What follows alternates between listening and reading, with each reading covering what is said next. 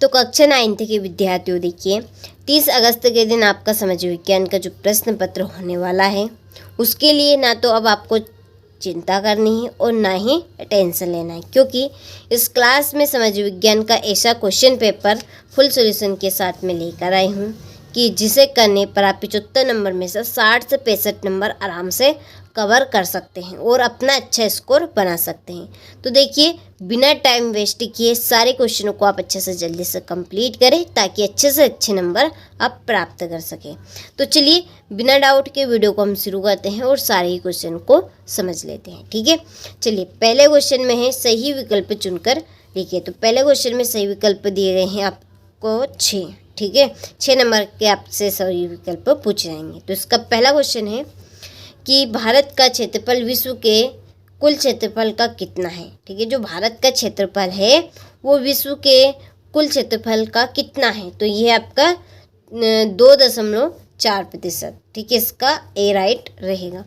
दूसरा है निम्न में से किस नदी को मध्य प्रदेश की जीवन रेखा कहा जाता है। तो वो कौन सी नदी है मध्य प्रदेश की जिसे जीवन रेखा कहा जाता है, तो वो है आपकी नर्मदा नदी।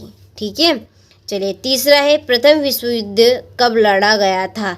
तो जो प्रथम विश्व युद्ध था वो आपका लड़ा गया था 1914 से 1918 तक। ठीक है, ये 1914 से 1918 तक प्रथम विश्व युद्ध चला था। चौथा है आरंभ में मित्र राष्ट्रों का नेतृत्व किनके हाथों में था। तो ये था आपका सोवियत संघ और अमेरिका के हाथों में। ठीक है, अगला है प्रारूप कमेटी के अध्यक्ष थे। तो प्रारूप कमेटी के अध्यक्ष थे डॉक्टर भीमराव अंबेडकर। अगला है भारतीय संविधान लागू हुआ। तो भारतीय संविधान कब लागू हुआ, 26 जनवरी 1950 को। हर एक विद्यार्थी को पता है ये तो। ठीक है, नॉर्मल क्वेश्चन है, हो गया। तो ये हमारे सही विकल्प हो गए पूरे 6। चलिए बढ़ते हैं अब अगले क्वेश्चन की ओर। तो देखिए दूसरा क्वेश्चन है रिक्त स्थानों की पूर्ति कीजिए। इसका पहला प्रश्न है कि भारत की भूमि का क्षेत्रफल खालिस्तान वर्ष किलोमीटर है। तो कितने किलोमीटर है, तो यह है आपका, तो यह आपका रहेगा 32 लाख। ठीक है, 87,263। ठीक है, याद रखिएगा 32,87,263। दूसरा है खालिस्तान नदी गंगा नदी की सबसे बड़ी सहायक नदी है। वो कौन सी नदी है, तो वो है आपकी यमुना नदी।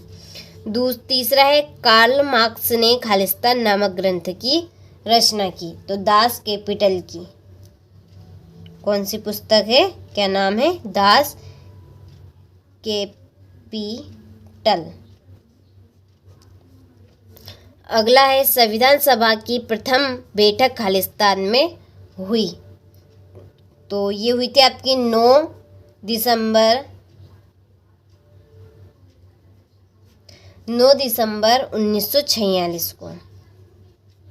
ठीक है, जो क्रियाएं आय प्राप्त करने के लिए की जाती उन्हें खालिस्तान कहते हैं। आर्थिक क्रियाएं, क्या कहेंगे, आर्थिक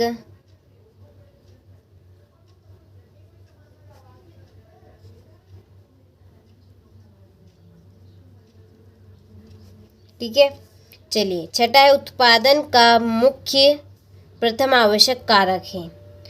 कौन है, भूमि। चलिए, तो ये आपके रिक्त स्थान हो गए हैं, स्क्रीनशॉट आप ले लीजिए यहाँ से। फिर सही जोड़ियाँ मिलाइए। पहली जोड़ी है आपकी राजस्थान। तो राजस्थान की जोड़ी होगी क्षेत्रफल में सबसे बड़ा राज्य है। ठीक है, क्षेत्रफल में सबसे बड़ा राज्य कौन सा है, राजस्थान। ड्यूमा, इसकी जोड़ी होगी आपकी रूस की संसद। खरीफ की जो फसल है वो है आपकी ज्वार और बाजरा। हरित क्रांति का संबंध है उत्पादन में वृद्धि से। डॉक्टर राजेंद्र प्रसाद ये संविधान सभा के अध्यक्ष। और देश का सर्वोच्च कानून संविधान। ठीक है, चलिए तो ये जोड़ी के नंबर आपके डल गए हैं, तो स्क्रीनशॉट ले और अच्छे से कंप्लीट करें। इसके बाद में सत्य सत्य का चयन कीजिए। पहला है कि भारत के दक्षिण में हिंद महासागर स्थित है, तो ये आपका सत्य है। ठीक है, दूसरा है भारतीय संविधान की प्रस्तावना संविधान की आत्मा है, बिल्कुल राइट बात है। तीसरा है मतदान करने की आयु 18 वर्ष है, बिल्कुल सत्य है, यानी कि हम वोट कितनी उम्र में डाल सकते हैं, जब 18 वर्ष के हो जाते हैं। ठीक है, 18 वर्ष की उम्र के बच्चे वोट डाल सकते हैं, तो इसका आंसर भी आपका राइट रहेगा। भूमि मानवकृत संसाधन है, तो भूमि मानवकृत संसाधन नहीं है, ये आपका प्राकृतिक संसाधन। कैसे? भूमि यानी कि धरती को मानव ने बनाया नहीं, जैसे कि पेन, अब ये पेन मानव ने बनाई है। ठीक है, तो ये आपका मानवकृत संसाधन है। पांचवा है 6 से 14 वर्ष के स्कूली बच्चों की शिक्षा में सर्व शिक्षा अभियान एक महत्वपूर्ण कदम है, बिल्कुल राइट बात है। और छठा है शिशु मृत्यु दर से अभिप्राय 1 वर्ष से कम आयु के शिशु की मृत्यु से है, बिल्कुल सत्य है। ठीक है, चलिए तो यहाँ से आप स्क्रीनशॉट ले लीजिए। इसके बाद में अगला क्वेश्चन, एक वाक्य में उत्तर दीजिए। पहला है हीराकुंड बांध किस नदी पर बना है? जो हीराकुंड बांध है वो किस नदी पर बना है? तो वो आपका बना है महानदी पर, महानदी पे। दूसरा धर्मनिरपेक्षता का अर्थ लिखिए, तो इसका आंसर आपको कंप्लीट करना है। तीसरा है लोकसभा के सदस्यों को क्या कहते हैं? सांसद कहेंगे। क्या कहेंगे? सांसद। पालमपुर की एक गैर कृषि क्रिया का नाम लिखिए। दुकानदारी, दुकानदारी। और वयस्क मताधिकार क्या है? तो इसको हम देखेंगे बाद में, पहले ये देखते हैं। छठा, भारत के स्थलीय पड़ोसी देशों की संख्या कितनी है? तो है आपकी 7। इसका आंसर क्या रहेगा आपका? 7। ठीक है, चलिए अब हम देखते हैं 5वें का आंसर। तो देखिए यहाँ पर मैंने लिख दिया है इसका आंसर, तो क्या बनेगी? वयस्क मताधिकार कि 18 वर्षों से अधिक उम्र वाले लोगों को वोट डालने का अधिकार है, यही क्या है? वयस्क मताधिकार है। ठीक है, कर लेंगे, स्क्रीनशॉट आप ले लीजिए। इसके बाद में छठा प्रश्न, भारत के केंद्र शासित प्रदेशों के नाम लिखिए। भारत के केंद्र शासित प्रदेशों के नाम बताने हैं, ये आपका 2 नंबर का प्रश्न है। चलिए फिर है भारत के पड़ोसी देशों के नाम। भारत के पड़ोसी देशों के नाम है पाकिस्तान, चीन। ठीक है, और भी है, आप उनको कंप्लीट कीजिएगा।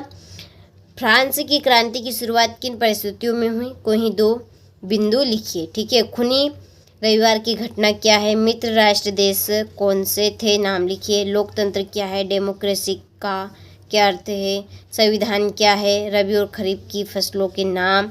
बेरोजगारी से क्या आशय है? मनरेगा का पूरा नाम लिखिए। ठीक है, निधनता से क्या आशय है? फिर अगला हमारा क्वेश्चन है, ये 3 नंबर वाले क्वेश्चन है। भारत की कोई 2 मीठे पानी की झीलों के नाम लिखिए। रूसी क्रांति के कोई 3 प्रभाव को स्पष्ट कीजिए। कर्क रेखा का भारत की जलवायु में महत्व है, कोई 2 महत्व लिखिए। संविधान निर्माण क्यों आवश्यक है? भारत में निधनता के क्या कारण हैं? आर्थिक और गैर आर्थिक क्रियाओं में अंतर, और भारत के सीमाकार मानचित्र में निम्नलिखित को दर्शाइए। ठीक है, चलिए तो ये आपके टोटल 23 प्रश्न हो गए हैं। बिल्कुल भी चिंता नहीं लेनी है आपको, सारे क्वेश्चन को अच्छे से कंप्लीट करना, भरोसा रखिए सारी चीज़ें आपको वही देंगे जो परीक्षा में आएगी। ठीक है, आपने सारे क्वेश्चनों का अच्छे से स्क्रीनशॉट ले लिया होगा, तो अच्छे से आप कंप्लीट करें, अच्छे से तैयारी करें।